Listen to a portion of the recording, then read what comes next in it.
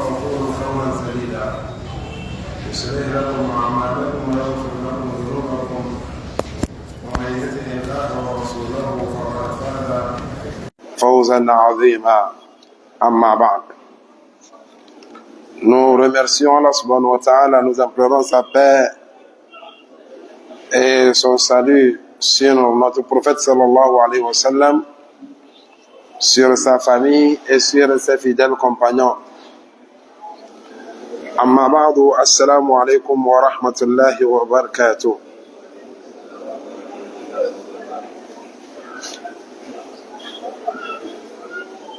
Nos séances d'entretien dans notre livre qui est Umdatul Ahkam, que nous avons l'habitude de nous rappeler de notre religion, comment perfectionner notre adoration et pour gagner la récompense de Allah subhanahu wa ta'ala qui est le paradis. Nous sommes dans un chapitre qui nous parle des obsèques, des funérailles en islam. Et la semaine passée, nous étions arrêtés à la fin d'un sujet qui nous parlait de la position de l'imam dans la prière mortuaire. Et le hadith que nous avons récité, que nous avons vu, nous dit que le prophète sallallahu alayhi wa sallam se positionnait au milieu du corps. Si ce corps, ce défunt est une femme, mais si c'est un homme, le prophète sallallahu alayhi wa sallam se positionne juste au niveau de la tête. C'est comme ça la sunna du prophète sallallahu alayhi wa sallam. L'imam doit positionner au milieu de la femme, et si c'est un homme, il doit positionner au niveau de la tête. Aujourd'hui, nous allons entamer un nouveau sujet.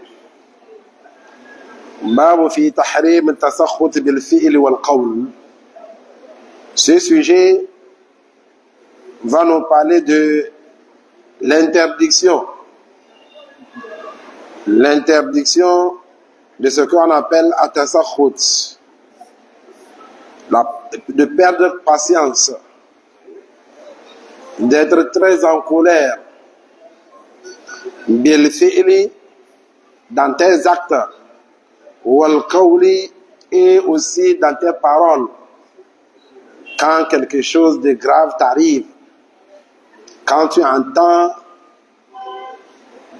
une nouvelle qui te rend triste, une mauvaise nouvelle, et comme on est en train de parler des obsèques en islam, si on vient t'annoncer le décès de quelqu'un, surtout si c'est un proche, l'islam t'interdit cette vive colère qui va se faire sentir dans ta parole et dans tes actes. Comment est-ce que ça va se faire sentir dans tes actes et dans tes paroles? Dans les paroles, tu vas voir la personne commence par se lamenter. Tu es décidé de nous laisser avec qui? Tout d'abord, même une parole mécréante qui est pourquoi? Pourquoi toi? Pourquoi si tôt? Pourquoi si vite? Or, ceci, l'islam n'a pas enseigné cela. Le musulman a hérité cela des non-musulmans. Quand quelque chose leur arrive, ils disent why? Pourquoi? Papa, ou bien papa, pourquoi toi? Oncle, pourquoi si tôt? Ainsi de suite. Donc ça, c'est de la parole. Mais les actes, tu vois la personne, il tombe par-ci, il tombe par-là, il commence par se donner des gifles. Si c'est une femme, elle enlève son hijab, elle jette, elle tombe, elle pousse des cris, elle déchire ses habits, ainsi de suite. Donc, cette colère qui se fait ressentir dans la parole et dans les actes, l'islam a interdit cela. C'est interdit en islam. Voilà les hadiths qui vont nous prouver cela. An Abi Musa, Abdullah ibn Qais, radiyallahu anhu, anna Rasulullah sallallahu alayhi wa sallam bari'a min as-saliqa wal-haliqa wash-shaqqa. Ce hadith a été rapporté par Abu Musa, qui s'appelle Abdullahi, le fils de Qais, que Dieu l'agrée. Et dit, le prophète sallallahu alayhi wa sallam bari'a. Le prophète sallallahu alayhi wa sallam s'est éloigné min as-saliqa. As-saliqa, il dit, allati tarfa'u sawtaha inda al-musiba. As-saliqa, c'est celle-là qui hausse sa voix quand quelque chose de mauvais, une mauvaise nouvelle la parvient, quelque chose de mal n'arrive, tu vois celle-là, elle pousse des cris, elle hausse sa voix en criant haut et fort, bin nawhi wal awaid, et elle crie, elle se lamente. Donc le prophète sallallahu alayhi wa sallam dit, comme Abu Musa l'a rapporté, le prophète sallallahu alayhi wa sallam s'est éloigné de celle-là qui pousse les cris au moment où quelque chose de grave l'arrive. Wal-haliqa. Et ainsi le prophète sallallahu alayhi wa sallam aussi s'est éloigné de al-haliqa. C'est celle-là, allati tahliqu sha'raha. C'est celle-là qui se rase la tête. C'est celle-là qui se rase la tête. Ou bien celle-là qui prend ses cheveux et tire de force. Tout ceci, c'est parce qu'elle a entendu une mauvaise nouvelle. Le décès de quelqu'un, d'un proche. Donc, wal-haliqa. Et on a témoigné même, si dans une maison il y a eu décès, auparavant, je ne sais pas si jusqu'à maintenant il y en a, tu vois les enfants de tout le monde dans la maison, on lui rase la tête. On les rase la tête. Ça, c'est pas islamique. Le prophète sallallahu alayhi wa sallam dit, il s'est éloigné de ceux-là qui font ce genre de pratiques. Washaqa. Et le prophète sallallahu alayhi wa sallam aussi s'est éloigné de celle-là, allati tashukku jaybiha. Celle-là qui prend son habit, aw thawbiha, au niveau de ses cornes, ici, au niveau du cou, il tient, ou bien elle tient l'habit au niveau du cou, et puis il déchire. Il déchire l'habit, parce qu'on lui a annoncé le décès de quelqu'un, ou bien un des proches. Donc tu vois, ce dernier, il tient son habit au niveau de son cou, et il déchire l'habit. Le prophète sallallahu alayhi wa sallam dit, tout celui-là, ou bien tout celle-là, qui fait cela, le prophète sallallahu alayhi wa sallam s'est éloigné de lui. Ici, nous allons remarquer que le prophète sallallahu alayhi wa sallam parlait à une femme. C'est-à-dire, quand on dit as-saliqa, al-haliqa, wa-shaqa, on parle d'une femme. Maintenant, pourquoi le prophète sallallahu alayhi wa sallam a traité les femmes? C'est parce que c'est elles qui ont cette habitude de tomber dans ce genre d'interdiction-là. Chez elles, c'est fréquent. C'est fréquent chez les femmes et contrairement aux hommes.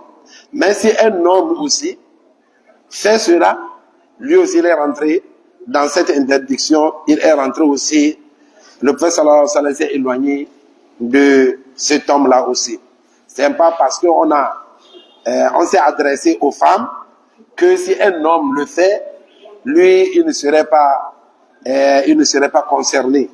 Donc, si c'est une femme, elle est concernée. Si c'est un homme aussi, il est aussi concerné. Donc,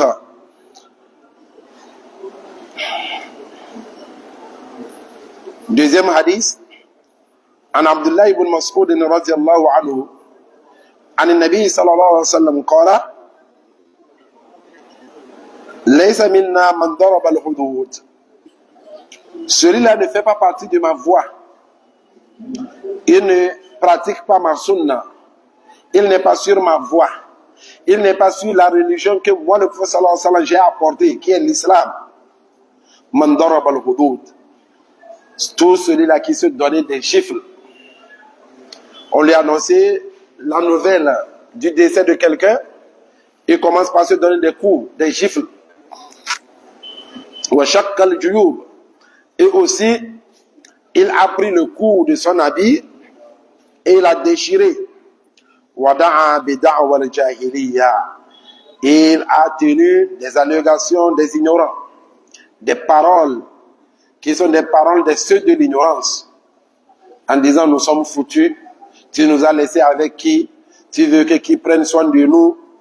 Tout ceci, ce sont des paroles de l'ignorance, ou bien ce sont des pleurs sur ceux de fait et des lamentations en disant, en faisant des éloges.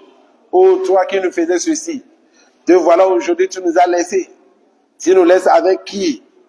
Voilà, tu étais une protection pour nous. Tu étais ceci, tu étais cela. Tu faisais ceci, tu faisais cela. Maintenant, aujourd'hui, qui va nous faire tout ceci? Donc, ce sont des lamentations des gens de l'ignorance. Wada'a bida'wa al-jahiliya.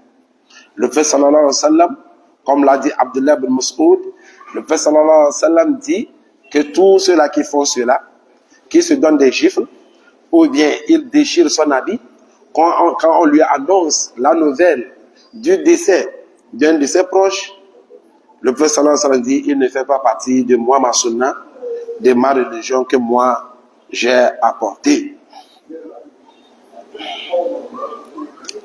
Donc, notre auteur ici a interprété en bref en disant Lillahi ma akhadha, appartient à Allah subhanahu wa ta'ala ce qu'il a pris. L'âme appartient à Allah subhanahu wa ta'ala. Donc, c'est pour cela, comme on viendra le voir même, l'islam a interdit à quelqu'un de se suicider. Donc l'âme appartient à Dieu. Appartient à Allah subhanahu wa ta'ala ce qu'il a pris comme l'âme. Walahu ma'ata. Et aussi, ça l'appartient ce qu'il a donné. Il t'a donné un nouveau-né, il t'a accordé un nouveau bébé. C'est Allah subhanahu wa ta'ala, ça appartient à Dieu. Walahu ma'ata. Wa fi dhalika li hikmatin tamma. Tout ceci, c'est avec de pleine sagesse de Allah subhanahu wa ta'ala. Que Allah subhanahu wa ta'ala prend qui il veut, quand il veut, au moment venu. Et il donne aussi à qui il veut, quand il veut. Donc tout ceci, il n'y a personne, il n'envisage personne. Et on ne va jamais le questionner pourquoi. Mais c'est nous, on serait questionné sur nos actes. Pourquoi tu l'as posé? Qui te l'a dit de le faire? Tu as suivi quelle religion? Tu as suivi la sunna de qui? Ainsi de suite. La yus'alu amma yaf'al wa hum yus'alun. On ne questionne pas Allah subhanahu wa ta'ala compte tenu de ce qu'il fait, ce qu'il pose comme des décrets, mais nous, on serait questionnés, on serait jugés sur tout ce que nous faisons ici bas monde. Wa man a'rada fi hada. Tout cela qui contredit Allah subhanahu wa ta'ala dans ceci, wa mana'ahu, et il voit que non, c'est pas logique que cela arrive. فَكَأَنَّمَا يَعْتَرِضُ عَلَى قَضَاءِ اللَّهِ وَقَدَرِهِ. C'est comme si tu es en train de t'opposer au décret de Allah subhanahu wa ta'ala et la prédestination de Allah subhanahu wa ta'ala. Quand tu demandes pourquoi lui, pourquoi toi, pourquoi si tôt, donc tu es en train de t'opposer au décret de Allah subhanahu wa ta'ala qui a décrété que celle-là ou bien celui-là décède aujourd'hui. Tu es en train de t'opposer. الذي هو عين المصلحة والحكمة وأساس العدل والصلاح. Or, Allah subhanahu wa ta'ala est juste dans tout ce qu'il fait. Dans tous ses décrets, Allah subhanahu wa ta'ala est juste. Tu as compris ou pas, c'est comme ça Allah subhanahu wa ta'ala a voulu, et ce qu'il a voulu, ma sha'a kana wa ma lam yasha lam yakun. Tout ce que Dieu veut, c'est ce qui va se passer, et ce que Dieu ne veut pas, ça ne va jamais se passer. Donc, nous sommes obligés, nous sommes contraints de l'accepter, et ça fait partie de la croyance, de la pleine croyance des musulmans, d'accepter ces genres de décrets de Allah subhanahu wa ta'ala. ولذا pour cela فإن النبي صلى الله عليه وسلم ذكر أنه من تسخط وجزع من قضاء الله فهو على غير طريقته المحمودة. C'est pour cela le prophète sallallahu alayhi wa sallam nous a évoqué dans ces deux hadiths que tout celui-là qui est insatisfait et a montré sa colère, il a perdu patience de ce jugement de Allah subhanahu wa ta'ala, de ce décret de Allah subhanahu wa ta'ala, il n'est pas sur la voie du prophète sallallahu alayhi wa sallam. Or, il faut être sur sa voie pour être même accepté le jour de la résurrection. Tu n'es pas sur sa voie, même dans la tombe, on te demande, tu as suivi qui comme prophète? Qui est ce prophète-là qu'on vous a envoyé vers vous? Et tu n'arrives pas à dire, à répondre, toi tu es déjà foutu. Donc le prophète sallallahu alayhi wa sallam dit, tout celui-là qui contredit, qui montre son insatisfaction, qui a perdu patience des décrets de Allah subhanahu wa ta'ala, il ne fait pas partie de sa voie qui est louable. Il ne fait pas partie aussi de sa sunna qui est désirable, qui est désirée par les bons croyants. إذ قد انحرفت به الطريق إلى ناحية الذين إذا مسهم الشر جزعوا وحلقوا. Parce que son insatisfaction lui a dévié, lui a égaré vers une autre voie de ceux-là. Quand quelque chose de mal leur arrive, ils montrent leur mécontentement, leur insatisfaction, ils perdent patience et ils sont terrifiés. Et c'est là, tu les vois, ils traînent des propos, des paroles qui contredisent même la tawhid. Quel genre de tawhid même? La tawhid même au rububiyya. Ce genre de tawhid même qui n'y a même pas de diversion, qui n'y a même pas eu de polémique entre même les mécréants même d'avant. Donc ces paroles-là, ça contredit ce type de tawhid. Parce que c'est Allah subhanahu wa ta'ala qui prend l'âme quand il veut. Quand le temps de tout un chacun de nous vient, la yastakhiruna anhu sa'a wa la yastakdimun. On ne nous augmente aucune seconde, ni nous retarder d'aucune seconde. Donc, quand le moment arrive seulement, l'âme de la mort, l'ange de la mort, il vient et il fait son travail. Donc, لأنهم متعلقون بهذه الحياة. Ceux-là qui disent cela, pourquoi toi? Pourquoi c'est tout? Ils tiennent toutes ces paroles que nous avons dit. Eux, ils ont leur cœur rattaché à la vie de ce bas monde. Ils pensent qu'ils vont vivre longtemps sans même mourir. Ils ne pensent jamais même à la mort. Ils ne pensent jamais à la mort. فَلَا يَرْجُونَ بِصَبْرِهِمْ عَلَى مُصِيبَتِهِمْ ثَوَابُ اللَّهِ وَرِضْوَانِهِ. Et tout ce qui leur arrive comme mal, tout ce qui leur arrive comme mauvaise nouvelle, ils ne cherchent pas à endurer et chercher la récompense de cela auprès de Allah subhanahu wa ta'ala et chercher son agrément. Non, ils ne le font pas. فَهُوَ بَرِيءٌ مِمَّنْ ضَعُفَ فَهُوَ بَرِيءٌ مِمَّنْ ضَعُفَ إِيمَانُهُ. Le prophète sallallahu alayhi wa sallam est loin de tout cela que leur croyance est faible, sa foi est faible. فَلَمْ يَتَحَمَّلُوا وَقَعَ الْمُصِيبَةِ. Ils n'arrivent même pas à supporter l'effet, l'impact de tout ce mal qui leur est arrivé, حَتَّى أَخْرَجَهُمْ ذَلِكَ إِلَى التَّسَخُّطِ, jusqu'à ce que ça les ait conduits à montrer leur mécontentement clairement, jusqu'à même à poser la question à Allah subhanahu wa ta'ala, pourquoi?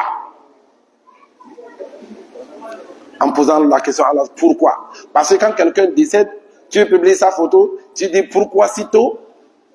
Maintenant tu te demandes qui? Qui a pris l'âme?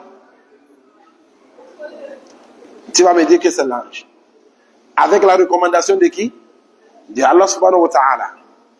Maintenant tu demandes à Dieu, ton créateur, quand il a voulu te créer, le créer lui, qui vient de décéder. Est-ce qu'il t'avait avisé? Est-ce qu'il nous a avisé? Non. Maintenant, pourquoi quand il prend sa chose, et c'est comme l'affaire Umm Sulaym, son enfant est décédé, le papa arrive à la maison le soir, il demande après l'enfant la santé de l'enfant, elle dit non, depuis qu'il est tombé malade, il n'a jamais été tranquille comme aujourd'hui.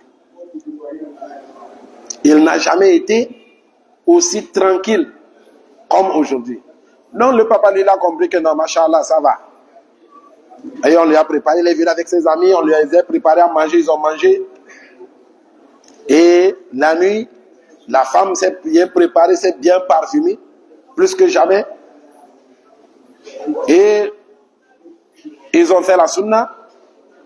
Et alors, quand il voulait se préparer pour aller à la mosquée, il dit, j'ai une question à te poser. La femme qui dit au mari, si quelqu'un vient te faire un dépôt, il te donne ceci, il dit, dépose-moi ça chez toi. C'est un dépôt, garde ça pour moi. Et par après, un jour, il vient, il dit, donne-moi ce que je t'avais déposé, ce que je t'avais donné, ce que je t'avais confié. Est-ce que tu vas refuser de lui remettre? Le mari dit, non, non, non, non. Pourquoi refuser? Ça l'appartient. Et dit, ah, tu vois, notre fils là, c'est un dépôt d'Allah subhanahu wa ta'ala qui nous a confié. Et Allah a pris sa chose. Et c'est là le mari s'est énervé, s'est fâché. Il dit donc, mon enfant, je suis rentré, mon enfant est déjà décédé, toi tu l'as touché, le préparer, l'habiller, aller le poser d'un côté de la maison. Et tu m'as laissé me réjouir de tout ce qui s'est passé la nuit. Et c'est alors là tu m'annonces la nouvelle, le décès de mon fils. Et il a pris la rue, il est parti chez le prophète sallallahu alayhi wa sallam, le prophète sallallahu alayhi wa sallam. Et le prophète sallallahu alayhi wa sallam dit que Dieu bénisse votre nuit. Donc vous voyez ici, la femme a dit quoi? C'est un dépôt que Allah subhanahu wa ta'ala les a confiés. Donc nos âmes aussi, c'est Allah subhanahu wa ta'ala, ça appartient à Dieu. Quand ça, Allah prend sa chose, on n'a pas à faire comme des non-musulmans, en donnant des rips par-ci, des rips par-là. Les gens même cherchent même les photos des uns des autres, seulement même pour si tu décèdes un jour, qu'ils publient tes photos. Lui, tous ceux-là que lui connaît, il essaie d'avoir leurs photos. Tout le monde. Donc quand on dit tel est décédé, tu vois, c'est lui le premier, il balance ça dans les groupes, sur les statues et autres. Il mérite. Maintenant, inna lillahi aussi, qu'on nous a légiféré aussi de dire, tu entends les gens, inna lillahi. Et c'est ceux-là, quand tu leur corriges, ils tiennent des paroles qu'on les a insultés, on les a fait ceci, on les a fait cela. Tu entends, il dit, inna lillahi wa inna lillahi, inna lillahi. On dit inna lillahi. Mais tu les as inna lillahi. Mais si c'est les rips et autres là, ils sont très forts là-dedans.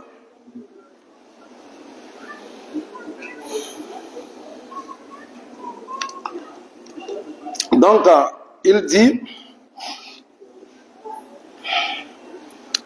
حتى أخرجهم ذلك إلى التسخط القولي. Ça les a poussés à montrer leur mécontentement dans leurs propos. بالنياحة والندب أو الفعل. Tu les entends, ils crient haut et fort, ils poussent des cris, des pleurs, ils sautent, ils tombent par-ci, ils tombent par-là, ils déchirent ses habits. Ainsi de suite, ou bien il prend le sable, il verse sur lui.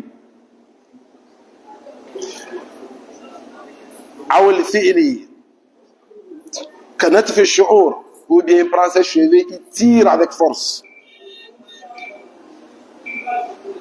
Tout ceci, tout ceci, il est en train de renouveler les pratiques des gens d'ignorance. Les pratiques de ceux de l'ignorance. C'est ceux de l'ignorance, mais jusqu'à de nos jours même, il y a des gens qui ce sont des groupes, que même si tu veux, tu vas, tu les loues, ils viennent dans tes obsèques, ils pleurent. Ils vont pleurer, ils vont crier. Et ça dépend de comment tu les veux. Si tu veux qu'on le fasse ça classique, on le fait ça classique. Si tu veux qu'on le fasse ça très fort, ainsi de suite, tu paies pour ça. Et aussi c'est leur job. وإنما أولياؤه الذين إذا أصابتهم مصيبة سلموا بقضاء الله تعالى. Mais les alliés de Allah subhanahu wa ta'ala, les bien-aimés de Allah subhanahu wa ta'ala et de son messager, ce sont ceux-là, quand quelque chose de mal leur arrive, sallamu, et ils remettent cela à Allah subhanahu wa ta'ala. Ils savent que c'est appartient, c'est Allah subhanahu wa ta'ala qui a voulu ainsi. Sallamu bi qada'illahi. Et ils laissent tout à Allah subhanahu wa ta'ala, au décret de Allah subhanahu wa ta'ala. Comme Allah dit, alladhina iza asabatuhum musiba qalu inna lillahi wa inna ilayhi raji'un. Donc le musulman d'aujourd'hui, il faut qu'on l'apprenne.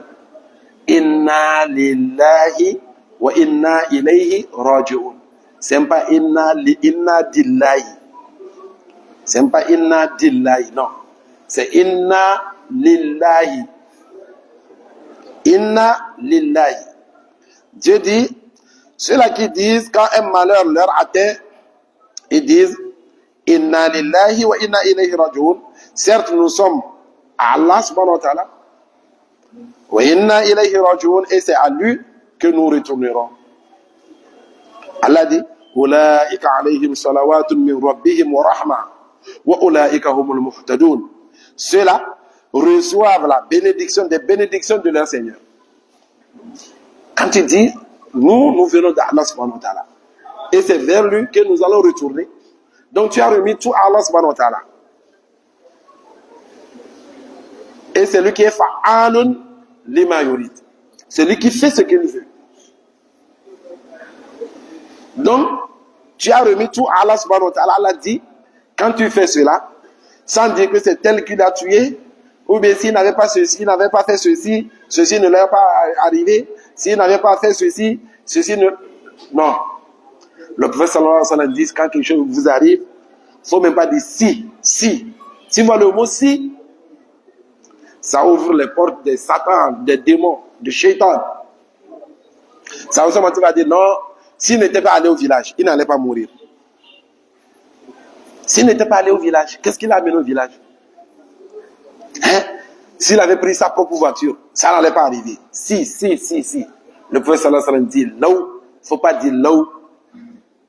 Si ceci avait arrivé, s'il n'avait pas fait ceci, si. Non. Ça ouvre les portes sataniques.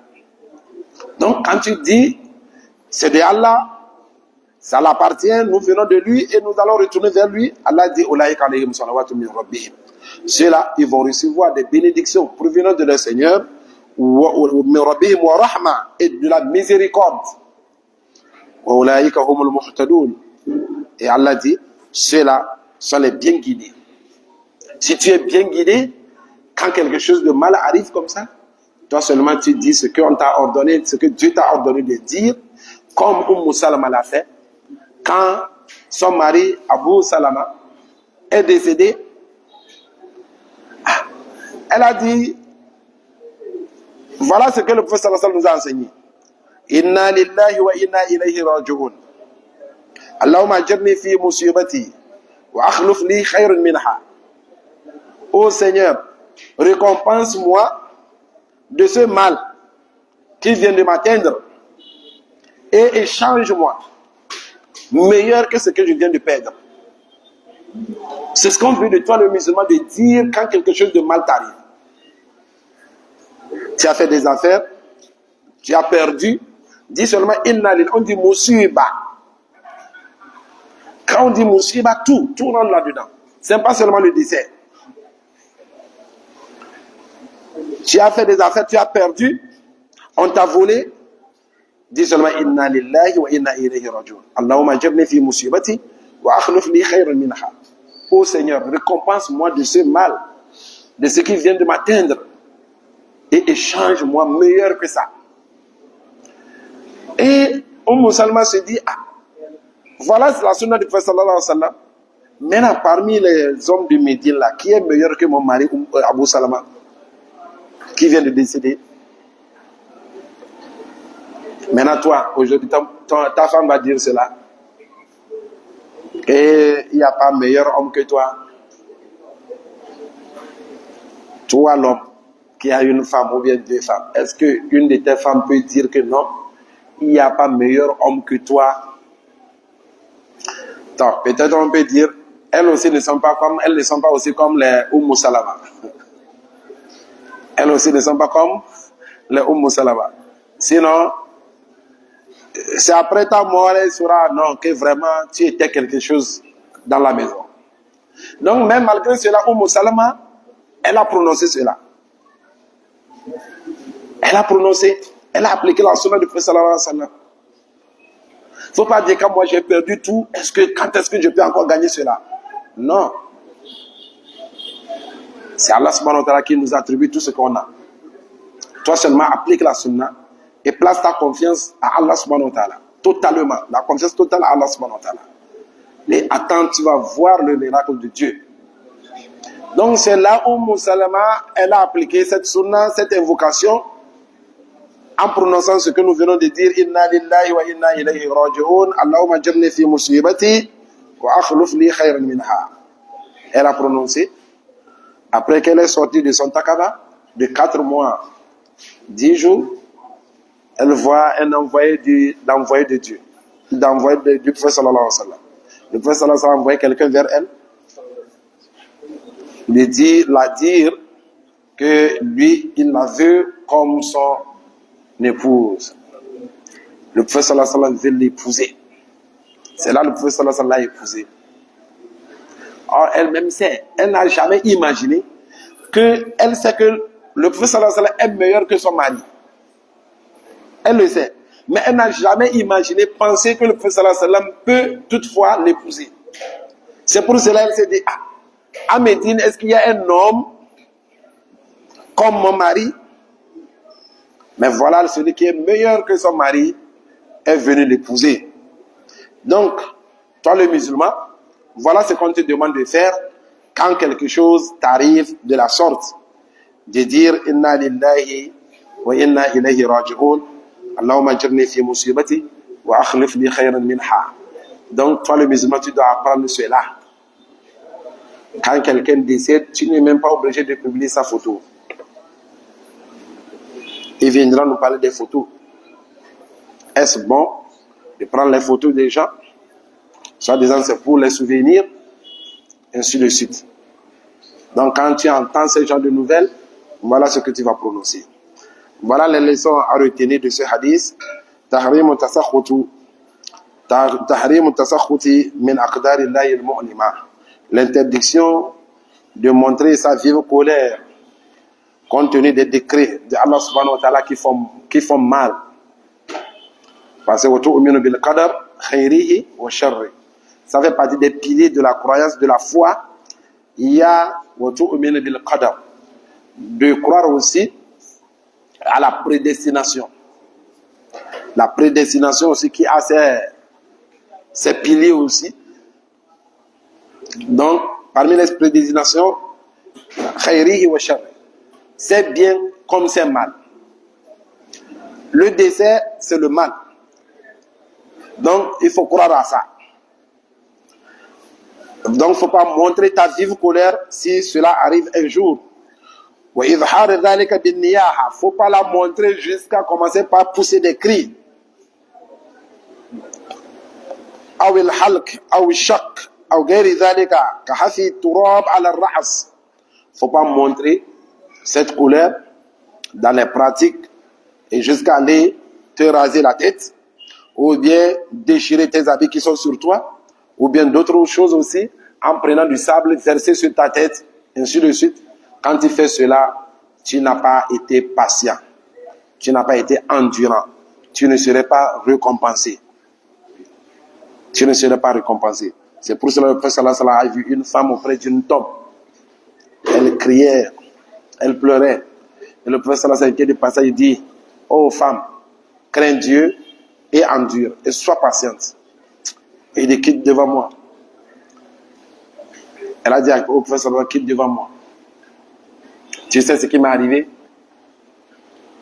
Si ça t'arrivait, toi, tu allais dire, tu allais endurer. Et le prophète sallallahu alayhi wa sallam a pris sa route. C'est là on l'a dit que non, tu sais à qui tu t'es adressé tout de suite là? C'est le messager de Dieu. C'est là elle a tenu la tête, elle a couru. Elle dit, maintenant prophète, j'ai enduré, j'ai accepté la prédestination de Dieu. Le décret de Dieu dit non. Al-An, après que tu as fait tout ce que tu as fait là, toute cette scène-là, tu as crié, tu as sauté par-ci, par-là, tu as tenu des propos. Et maintenant tu dis que tu as enduré. C'est de la même manière quand quelque chose arrive entre toi et quelqu'un. Tu fais tout ce que tu fais, tu vas faire tout. Tu fais tout, tu finis, et puis tu dis que non, là il y a Hankouri. Non, tu n'as pas fait Hankouri.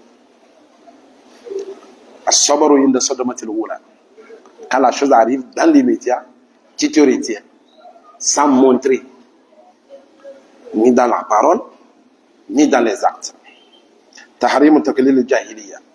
Dans ces deux hadiths aussi, on apprend l'interdiction de copier les gens d'ignorance, bi umurihim, de leurs pratiques, allati lam yukirruhum shari' alayha. Ces pratiques-là, que la charia n'est pas venue confirmer ces pratiques-là, il est venu combattre ces pratiques. Il y a des pratiques qui existaient, que la charia est venue approuver, mettre le tampon là-dessus. Mais il y a des pratiques, la charia est venue dire non. Il a rejeté ça carrément. Parmi ces pratiques, voilà ceux-là que nous sommes en train de dire aujourd'hui. Parmi ces pratiques que la charia a rejetées, da'awihim al-batila, les paroles des mauvaises propos qu'ils tiennent, indal masa'ib, quand quelque chose de mal, de mauvais les atteint. La troisième leçon, anna hadha al-fi'l wa hadha al-qawl min al-kaba'ir. Ces paroles et ces pratiques font partie des grands péchés. Dis pourquoi toi, c'est un grand péché. Pourquoi si tôt, c'est un grand péché. Et ça va même, ça contredit la tawhid. Dis, tu nous as laissé avec qui? On est foutu. On va faire comment? Tout ceci, ça fait partie des grands péchés. Min al-kaba'ir. لأن النبي صلى الله عليه وسلم, parce que le prophète صلى الله عليه وسلم, تبرأ ممن عمل ذلك. Le prophète صلى الله عليه وسلم s'est éloigné de tout celui-là qui l'a pratiqué. Tout celui-là qui a fait comme ce que le prophète صلى الله عليه وسلم a interdit ici, le prophète صلى الله عليه وسلم dit non, il s'est éloigné de cette personne-là. Donc, ولا يتبرأ إلا من فعل كبيرة. Le prophète صلى الله عليه وسلم ne s'éloigne pas si ce n'est pas une pratique qui est un grand péché, qui est un grand péché. Donc, rabi'an, la ba'as min al-huzn wal-buka. Tamé encore. La ba'as min al-huzn. Mais on ne t'interdit pas d'être triste quand on t'annonce la nouvelle du décès de quelqu'un. On ne t'a pas dit de rire, de commencer par rire. Il y a des gens qui n'ont pas compris cela. Ils exagèrent, tu le vois quand on les annonce, ils commencent par rire. Non, c'est pas ça. Voilà. Tu peux être triste, tu peux même pleurer. Mais quel genre de pleurs? C'est pas crier à haute voix en pleurant, en tenant des propos, des paroles, non. Ça, autre, c'est interdit. Mais les larmes peuvent couler de tes yeux.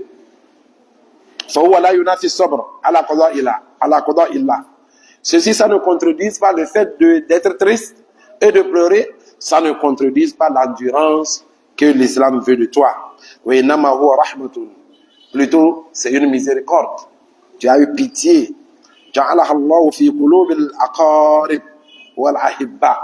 C'est une miséricorde que Allah subhanahu wa ta'ala a mis dans le cœur des proches et ceux-là qui s'aiment.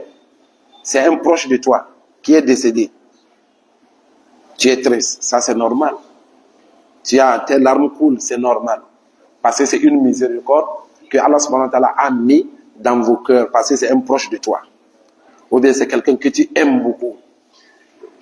Donc forcément tu dois être triste, tu dois peut-être même jusqu'à même couler même des larmes, mais c'est pas faire des pleurs en criant, en tirant des paroles, ça fait partie des grands péchés. والنبي صلى الله عليه وسلم حزن وذرفت عيناه وقال. Le prophète sallallahu alayhi wa sallam, il était triste et ses larmes ont coulé. Et puis il a dit, La naqulu illa ma yurdi rabb. On ne va jamais dire ce qui va mettre en colère notre Seigneur. Plutôt, tout ce qui va sortir malgré notre tristesse, malgré ce qui nous arrive, on va toujours dire ce qui va agréer notre Seigneur. Ce qui va plaire à notre Seigneur. On ne va jamais dire ce qui va le mettre en colère. Il y a certains ulémas même qui disent que non, c'est mustahab, que tu peux toutefois même pleurer. Donc, il y a d'autres leçons à retenir. C'est très long. Nous allons mettre une pause pour aujourd'hui et continuer prochainement. Que Allah subhanahu wa ta'ala nous assiste.